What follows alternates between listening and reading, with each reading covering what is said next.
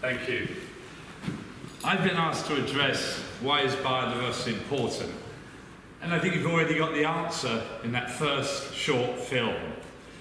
First, biodiversity in its own right is important. It has intrinsic value. It's morally and ethically unacceptable to destroy it. And when I talk about biodiversity, what am I talking about? Basically nature.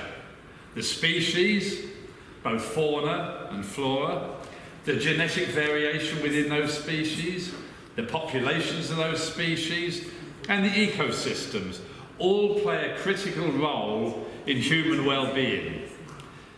They produce our food, our clean water, our energy, and our medicines. These are the provisioning services or the material contributions to human well-being.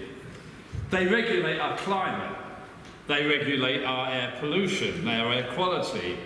They provide pollination services so our agricultural plants grow productively. They control storm surges. They control disease and they control pests. Major regulating contributions to people. But there's many, many non-material contributions to us. Physical, mental, psychological, all help our mental well-being. There's a sense of place, especially for indigenous and local communities. And so biodiversity, nature, is actually central to human well-being. People often think of biodiversity as being an environmental issue. Yes, it is. But even more important, it's a development issue. It's an economic issue. It's a social issue. And we really need to think of biodiversity in that context. That if we lose biodiversity, fundamentally, we will be undermining our current and future people. So why are we losing it? Overexploitation, especially fisheries around the world.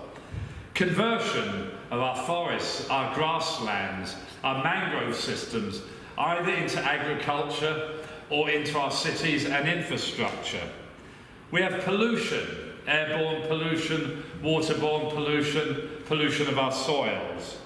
We have invasive alien species. We've either purposefully or accidentally transferred species from one part of the world to another part of the world where they can have either positive or negative impacts. And lastly, of course, we have human-induced climate change, another major issue that is often thought about as an environmental issue, when in reality it is also a development issue, a security issue, and a social issue, basically. And therefore, as you've heard, we have these so-called 17 United Nations Sustainable Development Goals. Leave nobody behind. A more equitable world. Get rid of poverty. Have food security for everyone. Water security. Energy security.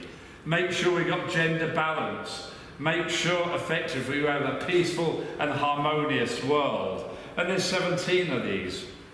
If we don't get to grips to conserve and sustainably use biodiversity, and if we don't get to grips to limit human-induced climate change, we will not meet most of those sustainable development goals, which is why I say these issues, climate change and biodiversity, are development issues as much as they are economic, social and environmental issues.